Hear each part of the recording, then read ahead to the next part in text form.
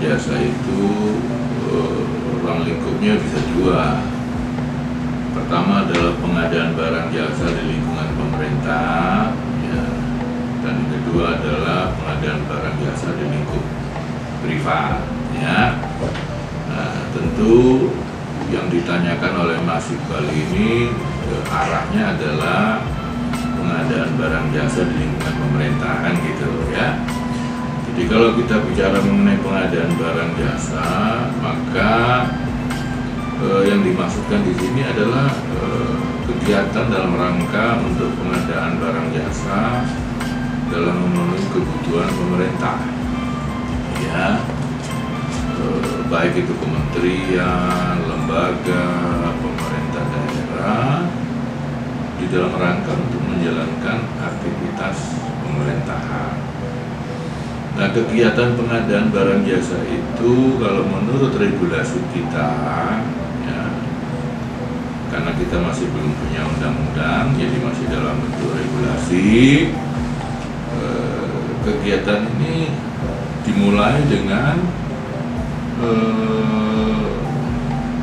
perencanaan kebutuhan, ya.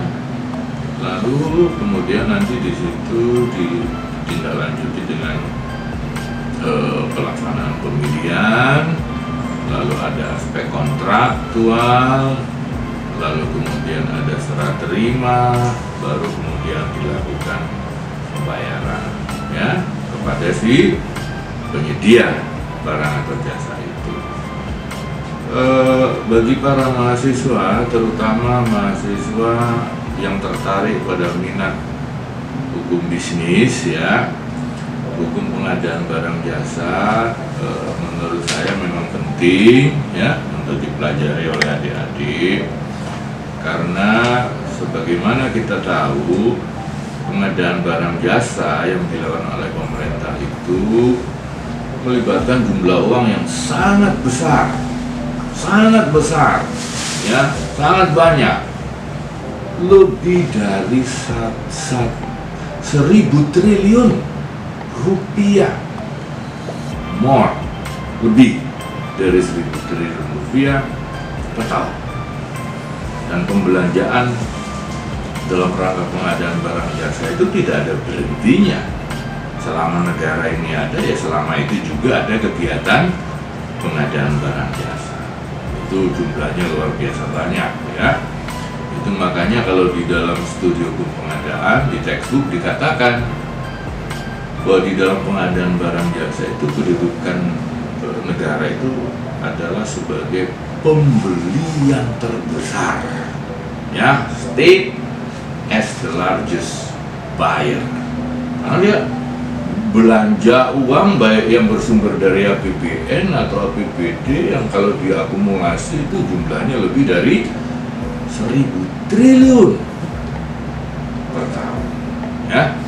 Nah, oleh karena itu hukum pengadaan menjadi penting, ya, karena bagaimanapun juga terkait dengan pengadaan barang jasa ini perlu dilakukan perencanaan pelaksanaan dengan baik, termasuk juga pengawasannya harus dengan bagus, ya, supaya tidak terjadi kebocoran keuangan negara atau keuangan daerah.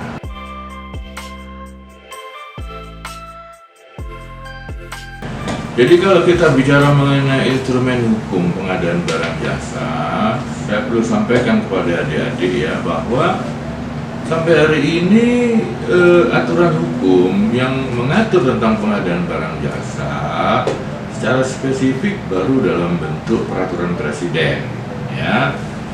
Sekarang yang berlaku adalah peraturan presiden nomor 16 tahun 2018, ya, tentang pengadaan barang jasa di lingkungan pemerintah, ya. Nah, peraturan presiden nomor 16 2018 ini kemudian dilaksanakan dengan beberapa peraturan pelaksanaan, baik itu berupa peraturan lembaga LKPP, ya. LKPP itu lembaga kebijakan pengadaan barang jasa pemerintah, ada juga yang diatur lebih lanjut di dalam peraturan Menteri PUPR, ya, peraturan Menteri Pekerjaan Umum dan Perumahan Rakyat. Ini adalah aturan-aturan hukum, ya, dalam bentuk regulasi, ya, yang secara spesifik mengatur tentang pengadaan barang jasa. Tetapi di luar itu banyak sekali instrumen hukum yang berkaitan dengan pengadaan barang jasa, ya. Kita ambil contoh misalnya, pertama kita Undang-Undang Hukum Perdata. Kalau kita bicara mengenai hukum pengadaan barang jasa, tentu tidak lepas dari Kitab Undang-Undang Hukum Perdata atau BW. Karena apa? Karena di dalam pengadaan barang jasa itu terdapat aspek kontraktual, ya. Tidak mungkin kemudian penyedia bisa dibayar kalau tidak ada bukti perikatan, ya, dengan si penyedia. Lalu yang kedua misalnya Undang-Undang Nomor 2 Tahun 2017 tentang jasa konstruksi misalnya. Undang-undang ini mengatur mengenai penyelenggaraan pekerjaan konstruksi. Nah, pekerjaan konstruksi itu adalah salah satu jenis objek pengadaan barang jasa. Oleh karena itu, kalau kita melakukan pengadaan barang jasa yang objeknya pekerjaan konstruksi, ya tentu harus diperhatikan juga Undang-Undang Nomor 2 Tahun 2017. Apalagi, misalnya yang ketiga, Undang-Undang Nomor 5 Tahun 99 tentang apa itu? Persaingan usaha, ya. Nah, kita tahu bahwa di dalam pengadaan barang jasa itu salah satu prinsip yang sangat penting di sana adalah prinsip kompetisi. Tidak boleh kemudian dalam pengadaan barang jasa itu terjadi persekongkolan, ya. Tidak boleh ada persekongkolan tender. Nah, larangan tentang persekongkolan tender itu kita bisa jumpai di dalam Undang-Undang Nomor 5 Tahun 99. Ya. Lalu undang-undang apa lagi? Kita ambil contoh Undang-Undang Tidak Pidana Korupsi 31 Tahun 99, ya, yang diubah dengan Undang-Undang Nomor berapa itu? 2021, ya. Ya, kalau kemudian pengadaan barang jasa itu kemudian diduga di situ ada penyimpangan, ya kan, yang kemudian menimbulkan kerugian pada keuangan negara atau keuangan daerah, ya mau nggak mau akan diterapkan juga Undang-Undang Tidak Pidana Korupsi.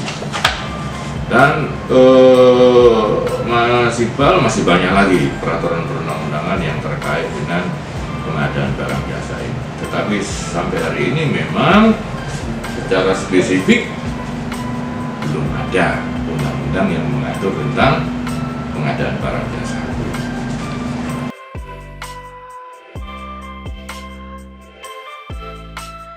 Bagus ya pertanyaannya. Jadi adik-adik perlu tahu bahwa hukum pengadaan barang jasa itu di dalam ilmu hukum, ya, itu disebut sebagai hukum campuran, ya. Hukum campuran. Hukum campuran itu dalam satu bidang hukum yang di dalamnya bercampur berbagai macam bidang hukum, ya. Jadi intinya di dalam hukum pengadaan barang jasa itu pertama tentu ada aspek perdata, khususnya kontrak, ya. Dan yang kedua juga ada aspek hukum administrasi, kan gitu. Baru yang ketiga ada aspek hukum pidana kalau di situ terjadi pelanggaran, ya, atau terutama kalau di situ terjadi tindak pidana korupsi, ya, berlaku undang-undang pidana korupsi itu. Nah, kalau kita bicara mengenai aspek kontraktual dalam pengadaan barang jasa, yang ini adik-adik juga perlu paham bahwa sekali lagi tidak mungkin ada kegiatan pengadaan barang jasa tanpa ada kontrak, atau setidaknya tanpa ada perikatan, gitu ya. Nah, kontrak pengadaannya itu sendiri sebetulnya sudah bekerja baik pada saat prakontrak, ya, yaitu pada saat pemilihan penyedia barang atau jasa. Begitu juga nanti pada saat pelaksanaan pengadaan barang jasa, para pihak harus mengacu kepada ketentuan yang telah disepakati di dalam kontraknya itu. Termasuk kalau nanti misalnya dinilai ya terjadi satu pelanggaran, terjadi satu deviasi atau penyimpangan, maka untuk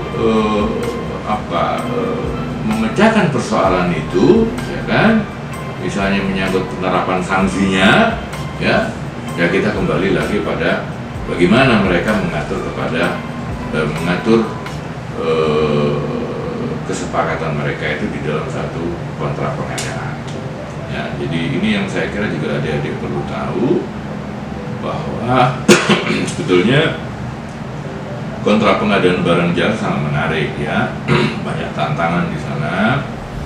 Karena kalau kita belajar kontrak pengadaan, kita tidak murni belajar hukum privat.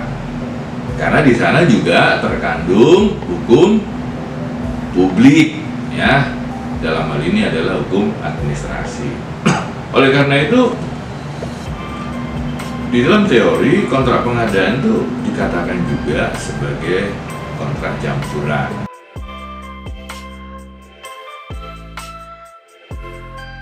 Menurut hemat saya sudah waktunya ya, Republik Indonesia mempunyai undang-undang yang secara khusus mengatur mengenai pengadaan barang jasa ya. Bukan kita mau ikut-ikutan seperti negara-negara lain ya, yang sudah mempunyai undang-undang pengadaan barang jasa ya, atau Government Procurement Act ya. Singapura punya, Korea Selatan punya ya, banyak negara lain punya ya. Tapi bukan itu sebetulnya faktor utama. Faktor utama adalah bahwa undang-undang ini penting justru di dalam rangka untuk melindungi keuangan negara kita ya, karena dengan adanya undang-undang yang khusus mengatur pengadaan barang jasa ini, tentu perlindungan terhadap keuangan negara dalam rangka untuk pembelanjaan guna pengadaan barang jasa itu tadi bisa dijalankan lebih efektif, bisa lebih efisien, lebih transparan, dan terutama lebih akuntabel. Dan di samping itu tentu juga perlu kita perhatikan bahwa undang-undang ini penting dalam rangka untuk meningkatkan iklim usaha pengadaan barang jasa kita. Saya ingin adik-adik tahu bahwa pengadaan barang jasa dengan anggaran begitu banyak ya. Kalau misalnya kita kemudian punya policy misalnya melalui undang-undang pengadaan bahwa prioritas objek pengadaan adalah produk dalam negeri, kita bisa bayangkan tentu dari sisi perekonomian ini juga sangat penting ya, dalam rangka untuk meningkatkan pertumbuhan ekonomi kita. Di samping itu barangkali yang juga adik-adik ketahui ya, perlu adik-adik ketahui adalah bahwa undang-undang ini penting untuk memberikan perlindungan hukum yang proporsional baik terhadap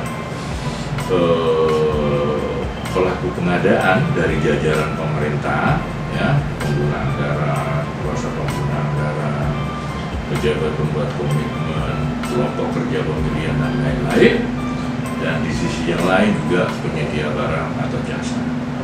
Kita sering dengar bahwa kalau kemudian diduga ada satu penyimpangan dalam pelaksanaan pengadaan barang jasa, sering ada keluhan. Kenapa kok kemudian instrumen hukum yang digunakan dalam rangka penegakan hukum didominasi oleh hukum pidana korupsi? Ya, karena bagaimanapun juga tidak tertutup kemungkinan kalau di situ ada pelanggaran, ya pelanggaran itu bisa pelanggaran dari sisi hukum administrasinya, bisa dari sisi perdatanya, tapi memang juga dari sisi pidananya. Oleh karena itu, undang-undang ini tentu diharapkan untuk memberikan aturan yang jelas, ya, di mana pelanggaran yang bersifat administrasi, apa sanksinya, di mana pelanggaran yang bersifat kontraktual, apa sanksinya, begitu juga kalau itu pidana. Baik, jadi saya sekali lagi minta kepada kalian semua, para mahasiswa Fakultas Hukum Universitas Airlangga, khususnya yang tergabung dalam forum studi bisnis, ya, untuk senantiasa ya dengan semangat ya belajar dalam rangka untuk mengembangkan keilmuan saudara. Di samping itu, saya Saya sebagai senior kalian tentu mengharapkan kalian untuk tetap menjaga integritas, menjaga nama baik alma mater kita. Sekali lagi, selamat belajar, sukses untuk kalian semua.